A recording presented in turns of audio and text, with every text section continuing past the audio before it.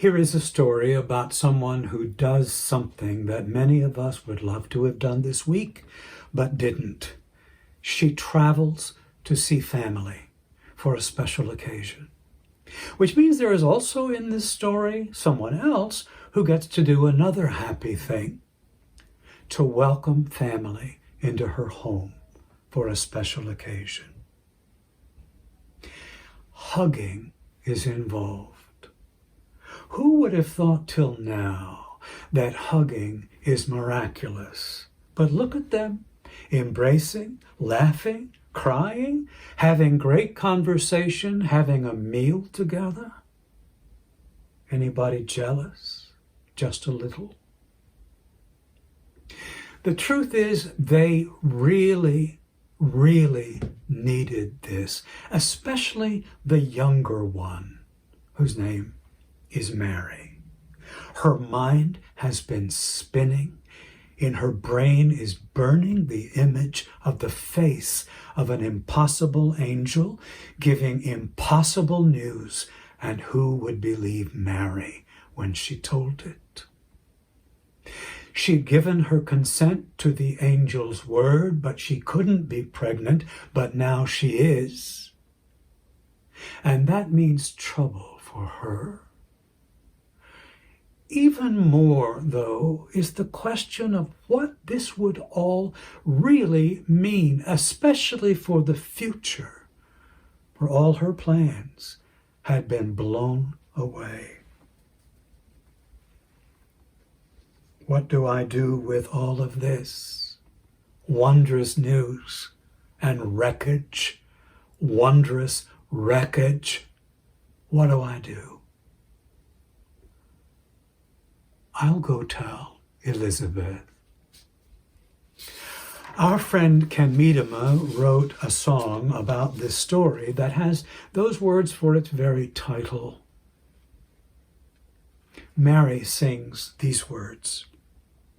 So many things are happening to me that I don't understand. Visions and angels, a baby named Jesus, that's not what I planned. Plans that I made are like birds' nests blown down in the wind and the rain. I'm scattered like straw, and I don't know where to find saneness again. I'll go tell Elizabeth. She'll understand. I'll go tell Elizabeth. She'll take my hand. She'll understand. We'll go talk to Joseph. I've talked to Joseph, but Joseph's a man. So many things a woman can know that a man never can. Can I get an amen? Joseph is practical. Joseph is worried about things of his own, big things, important things. And talking to Joseph is sometimes no better than being alone. I'll go tell Elizabeth. She'll understand. She'll understand. And Mary knows this will be the case because Elizabeth, she's heard, is deep into her own miraculous pregnancy. The angel had told her this. Your kinswoman Elizabeth in her old age has conceived and is now in her 6th month, for with God nothing is impossible. And now, without even being told, Mary, on her own independent initiative, packs her bags and makes the trip, the very long trip, 90 miles long, to see this woman who is family to her, because she just needs to. And do not forget Mary's age. Likely just 13 or 14, a middle schooler in our time. And does a girl like that, in that culture, get up and go on a road trip of 90 miles? Surely she attached herself to a group of travelers on a journey headed that way. But regardless, it all just shows how much she wanted to be with Elizabeth. Why? For solid, real human connection. For the feeling of being understood. To share news, feelings, fears, hopes. To find wisdom and new courage and encouragement.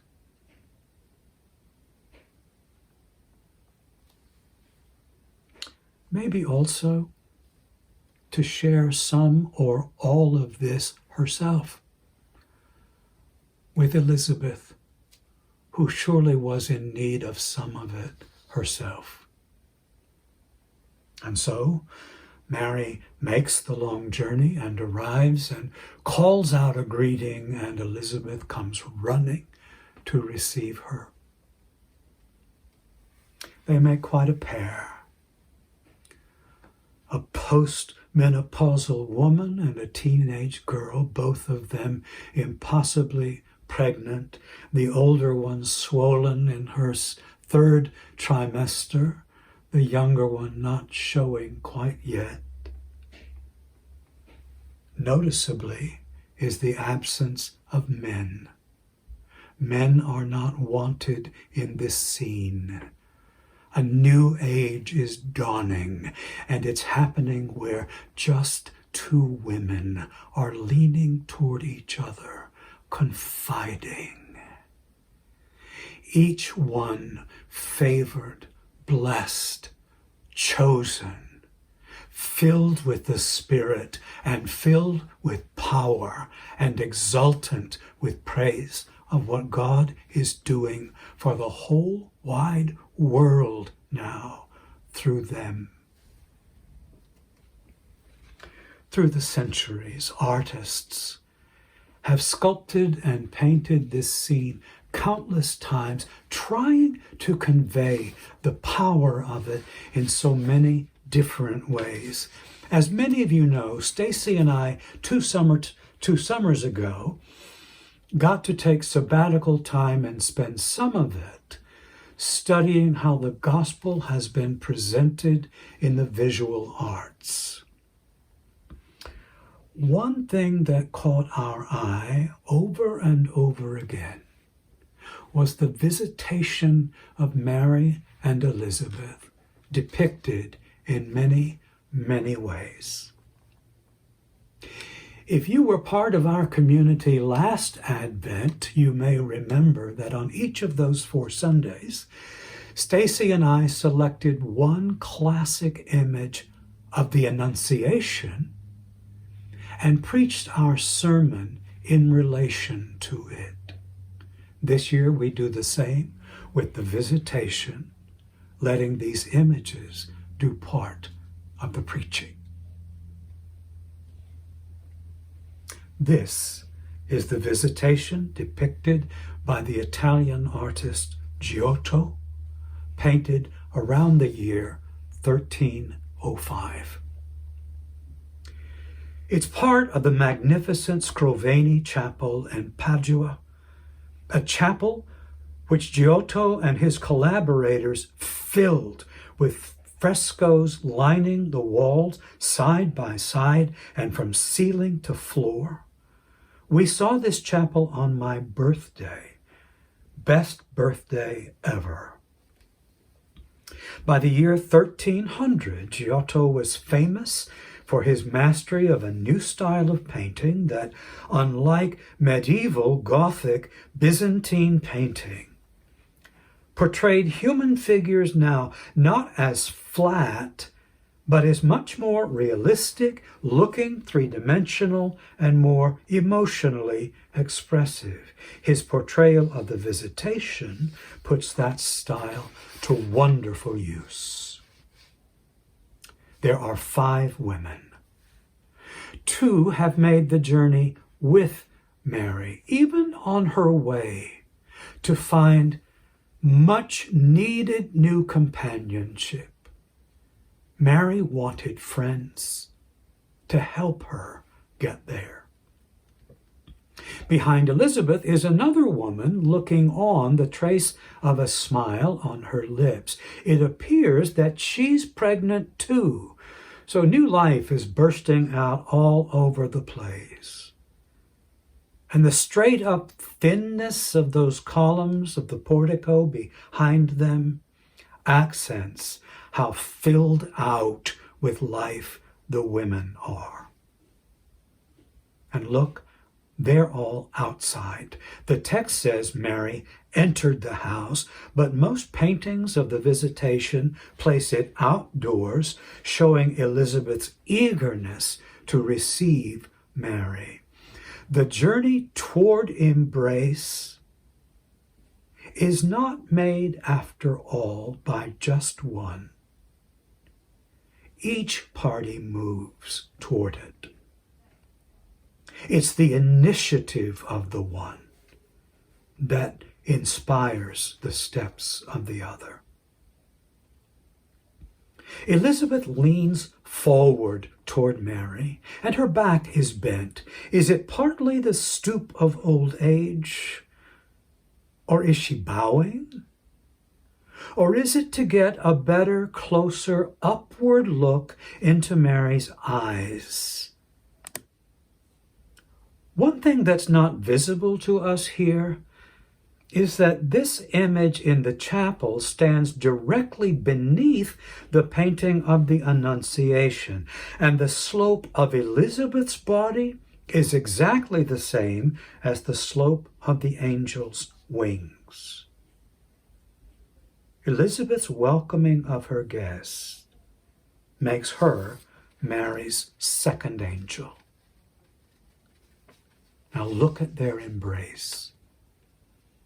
We can see that Elizabeth was the first to reach out because her arm is beneath Mary's, but Mary's arm holding Elizabeth's curves down and up in a way that joins their arms into one, into the shape of a single, perfect, rounded receptacle, like a bowl or a chalice or a cradle.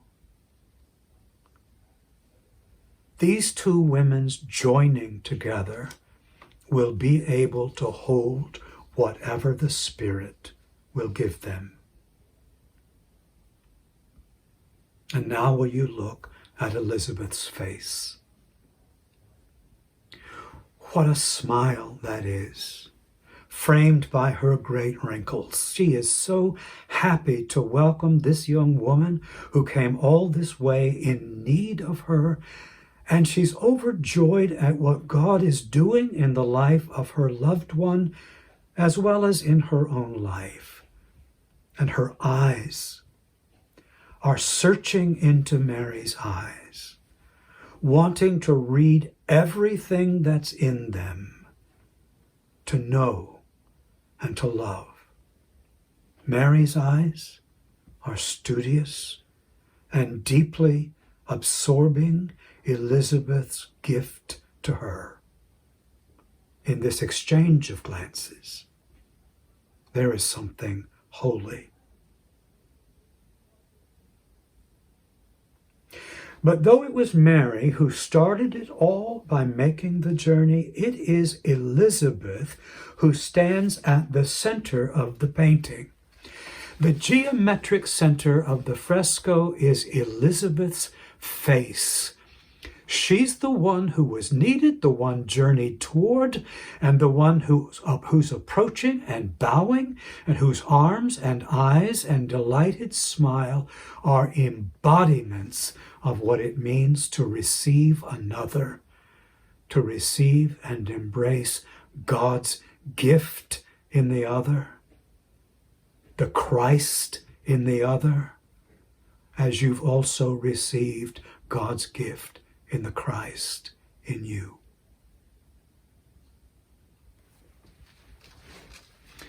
The Advent and Christmas stories are full of what I will call vertical encounters. An angel comes down to encounter Mary, and Joseph encounters an angel in a dream, and Elizabeth's husband had seen an angel, and angels came to visit the shepherds, and the wise men were guided by a star in the heavens, and we say even Jesus came down. Thank God for this Advent story of a perfectly lateral encounter. Elizabeth and Mary, human to human, in entirely human welcome. Part of our good news is that we really and wonderfully do need each other, and that Christ has encouraged, even commanded us to bring ourselves to each other and to receive each other, to bring our need and our joy, to embody acceptance, welcome, encouragement, friendship. Many of us these days have been aching for it, for the physical nearness to loved ones and friends, old and new, to share in that intimate way that comes only when the faces and the warmth of one another are in the same shared space. In this Advent season of waiting, we are waiting eagerly for that too. But in the meantime, the ache is trying to tell us something. And it's something bigger than our need for proximity. The ache is not just grief or longing. The ache is invitation to reach out to each other in the present circumstances as we are able to now, to honor and to bless, to cry, to laugh, to speak our hearts to each other, to ask good questions, to listen deeply, to receive entirely, and let ourselves be received. These may be the best gifts we give to ourselves and to others during this season of giving. May the Spirit make us vibrantly and creatively outreaching to others. And let it be, above all, our celebration of the hidden Christ that we bear in our bodies, through whom we are perfectly and wondrously received.